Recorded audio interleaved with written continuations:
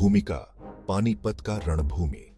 नमस्कार मेरे प्यारे दोस्तों, आज हम एक ऐसी जगह के बारे में जानेंगे जो भारतीय इतिहास में बहुत महत्वपूर्ण है। पानीपत यह एक साधारण शहर नहीं है बल्कि एक रणभूमि है। यहाँ 3 ऐतिहासिक युद्ध हुए हैं जिन्होंने भारत की किस्मत बदल दी।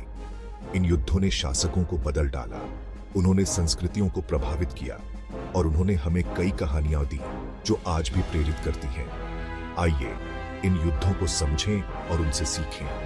पानीपत का मैदान गवाह रहा है बहादुरी और बलिदान का, रणनीति और धोखे का। यहां खून बहा है वीर योद्धाओं का और यहां से निकली हैं जीत की निशानियां। आइए इस ऐतिहासिक जगह पर चलते हैं और उन वीरों के बारे में जानें जिन्होंने यहां अपना सब कुछ कुर्बान कर दिया। पहला युद्ध, एक नए युग की शुरुआत।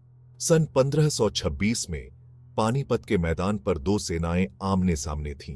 एक तरफ थे दिल्ली के शासक इब्राहिम लोदी, दूसरी तरफ थे एक महत्वाकांक्षी योद्धा बाबर।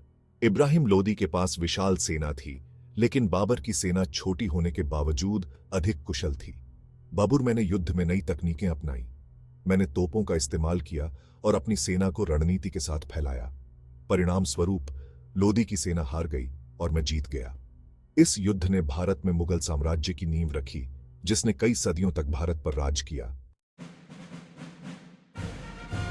दूसरा युद्ध, मुगल साम्राज्य का मजबूत होना। सन 1556 में पानीपत एक बार फिर युद्ध का गवाह बना। इस बार मुगल सम्राट अकबर और हेमू के बीच युद्ध हुआ। हेमू एक शक्तिशाली राजा था जिसने दिल्ली पर कब्जा कर लिया था और खुद को राजा घोषित किया था। अकबर दोनों सेनाओं के बीच बहुत बड़ा युद्ध हुआ। हेमू अपनी रणनीति और साहस से मेरी सेना को पीछे धकेल रहा था, लेकिन किस्मत को कुछ और मंजूर था। युद्ध के दौरान हेमू की आंख में एक तीर लगा और वह बेहोश हो गया। हेमू, मेरी सेना हार गई और अकबर की जीत हुई।